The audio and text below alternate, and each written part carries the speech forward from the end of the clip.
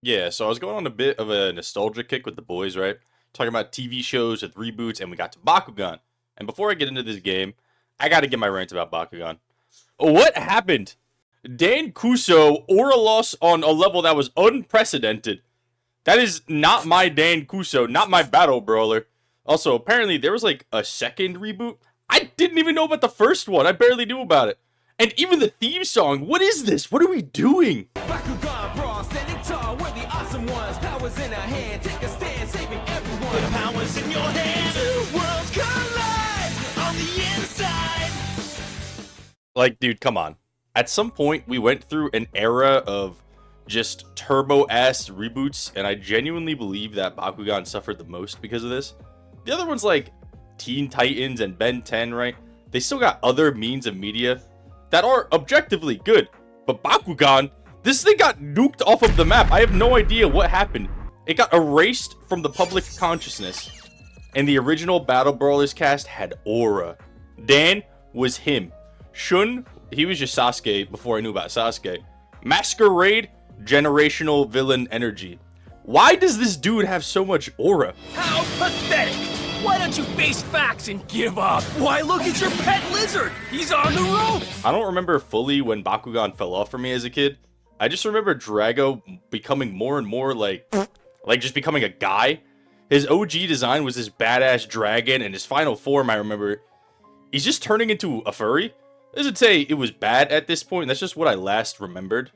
But Battle Brawlers, the game. Alright, so apparently there was a Switch game. I was going to get it to properly review it and compare it.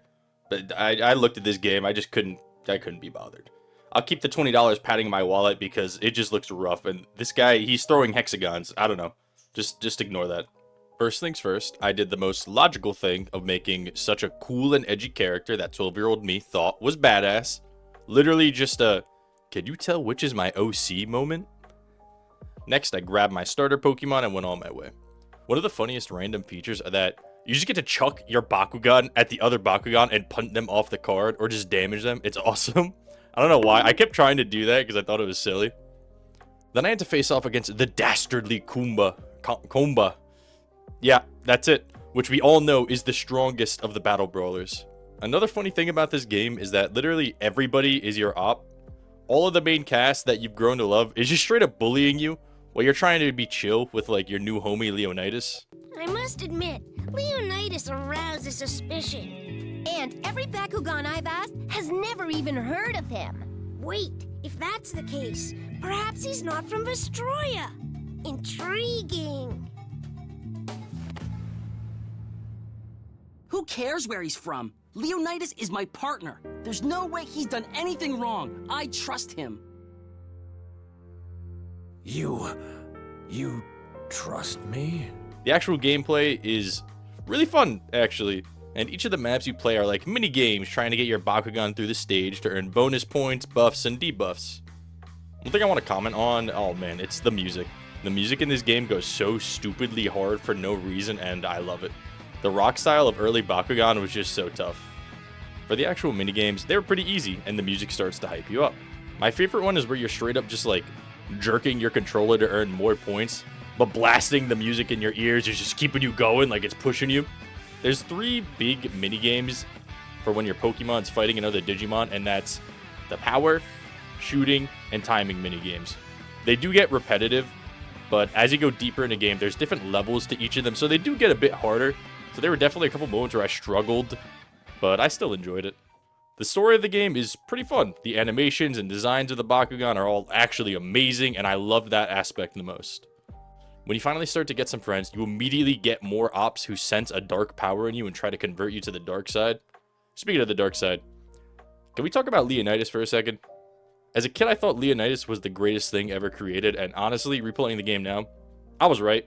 I love his voice actor too, and as silly as it is to analyze the story of a kid's game, watching Leonidas struggle with his own darkness while slowly becoming friends with your character is genuinely one of the best parts of the game. While the rest of the Battle Brawlers cast spends half the story treating you like garbage, Leonidas is basically the only one that understands what you're going through, and ends up kind of making the bond between you two way stronger than I expected from a Bakugan game. Oh yeah, and some of these battles vary from like stupidly easy to actually kind of hard.